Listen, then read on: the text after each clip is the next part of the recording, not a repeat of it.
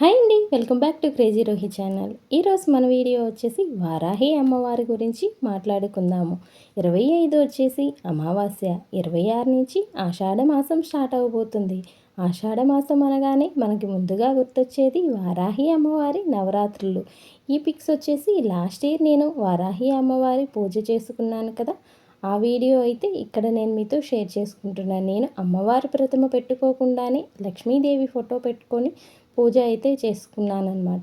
So ఆ pics ఈరోజు నేను మీతో కొన్ని షేర్ చేసుకుంటూ ఆ పూజకి సంబంధించిన కొన్ని విషయాలు మీతో మాట్లాడుకుందాం అనుకుంటున్నాను.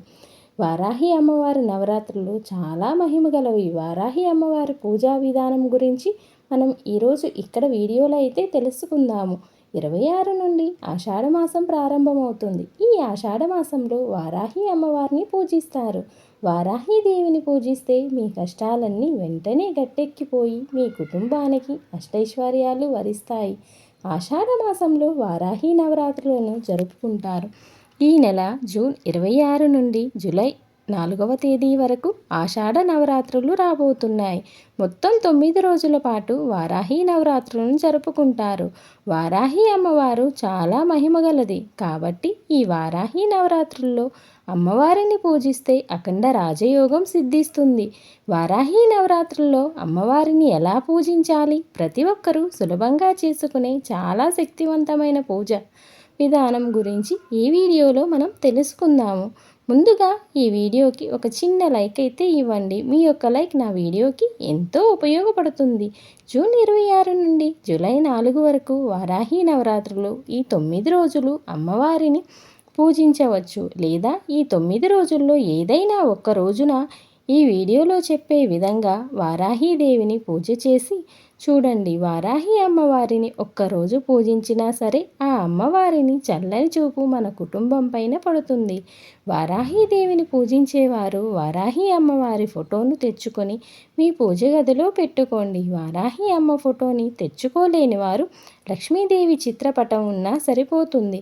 అలాగే పసుపుతో గౌరీదేవి ప్రతిరూపంగా తయారు చేసి కుంకుమ బొట్టు పెట్టి వారాహి అమ్మ స్వరూపంగా భావించి ఇంట్లో పూజలు చేసుకోవచ్చు.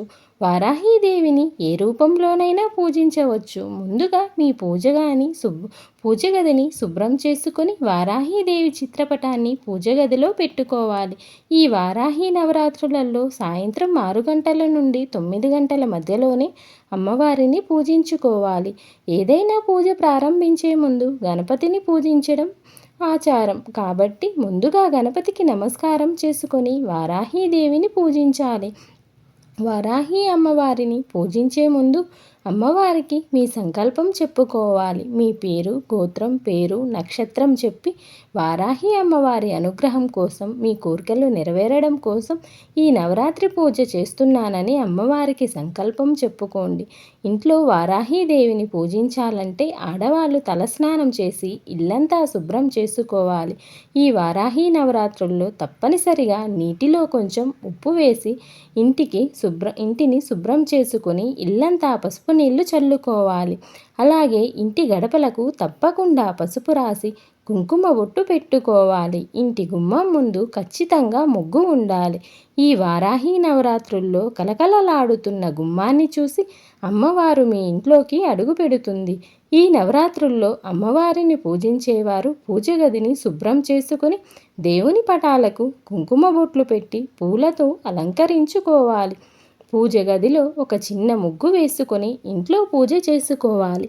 ముఖ్యంగా వారాహి అమ్మవారిని ఎరుపు రంగు పుష్పాలతో పూజించాలి. వారాహి అమ్మవారికి ఎరుపు రంగు అంటే చాలా ఇష్టం కాబట్టి అమ్మవారిని పూజించే స్త్రీలు ఎప్పుడు ఎరుపు రంగు వస్త్రాలను ధరించి ఎరుపు రంగు పుష్పాలతో అమ్మవారిని అలంకరించుకోవాలి. వారాహీదేవిని నిండుగా అలంకరించుకొని వారాహీదేవికి తాంబూలం సమర్పించి అమ్మవారి ముందు ఒక దీపం వెలిగించండి.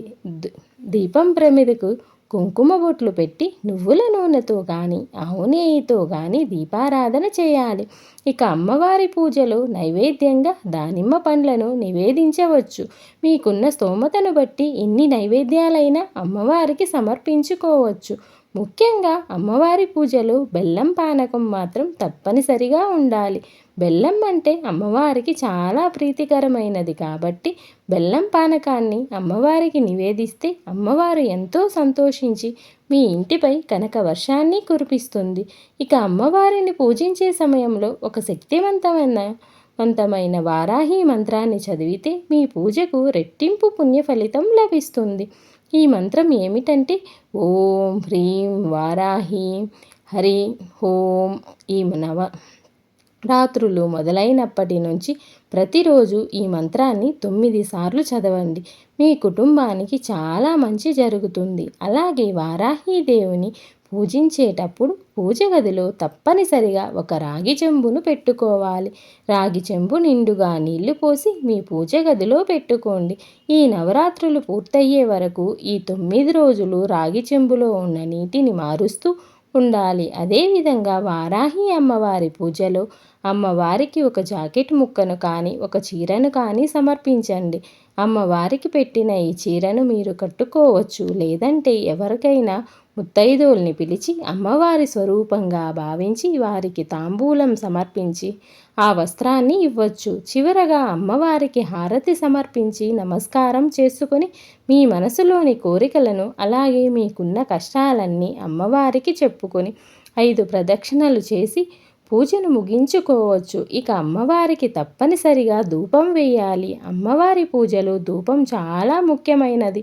అలాగే ఎన్ని పూజలు చేసినా మీ కష్టాలు తీరడం లేదని బాధపడేవారు ఈ వారాహి నవరాత్రుల్లో తప్పనిసరిగా చాలా శక్తివంతమైన అమ్మవారి బీజ మంత్రాన్ని చదవండి. మీ జీవితంలో అద్భుతాలు జరుగుతాయి. ఆ మంత్రం ఏమిటంటే ఐం క్లీం సౌం.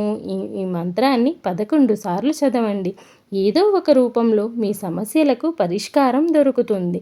అదేవిధంగా ఈ వారాహి నవరాత్రుల్లో అమ్మవారికి తప్పనిసరి ఉపవాసం ఉండండి. ఉపవాసం ఉండేవారు పాలు అలాగే పండ్లు తినవచ్చు. వారాహి అమ్మవారిని చాలా నిష్టగా పూజించాలి. మీకు ఎన్ని సమస్యలున్నా సరే ఈ వారాహి నవరాత్రుల్లో ఒక్కసారి వారాహి అమ్మవారిని పూజించండి. మీ సమస్యలన్నీ వెంటనే తీరిపోయి ఈ 9 రోజులు భార్యాభర్తలు బ్రహ్మచర్యం పాటించాలి. అలాగే మాంసాహారానికి దూరంగా ఉండాలి. మధ్యాహ్నం సమయంలో పొరపాటున కూడా నిద్రపోకూడదు. ఈ వారాహి నవరాత్రుల్లో 9 రోజుల పాటు ప్రత్యేకంగా అమ్మవారిని పూజించలేని వారు ప్రతిరోజు ఉదయం స్నానం చేసి పూజ గదిలో ఒక దీపం వెలిగించి వారాహి అమ్మవారిని మనస్ఫూర్తిగా వేడుకోండి. ఈ వారాహి నవరాత్రులు పూర్తయిన తరువాత అమ్మవారి చిత్రపటాన్ని ఏం చేయాలనే సందేహం రావచ్చు. వారాహి అమ్మవారి ఫోటోను మీ పూజ గదిలో పెట్టుకోవచ్చు. లేదా మీ దగ్గరలో ఉన్న ఏదైనా నదిలో అమ్మవారి పటాన్ని నిమజ్జనం చేయండి. ఈ విధంగా ఈ వారాహి నవరాత్రులలో వారాహి అమ్మవారిని పూజిస్తే కష్టాలు తీరిపోయి కోరుకున్న కోరికలన్నీ వెంటనే నెరవేరుతాయని నమ్మకం. మన పూర్వీకులు చెబుతున్నారు. వారాహి అమ్మవారి పూజ ఎలా చేయాలి, నవరాత్రుల్లో ఏ నియమాలు పాటించాలి అనేది ఈ వీడియోలో మనం అయితే తెలుసుకున్నాం కదా. ఈ వీడియో మీ అందరికీ నచ్చిందనే అనుకుంటున్నాను.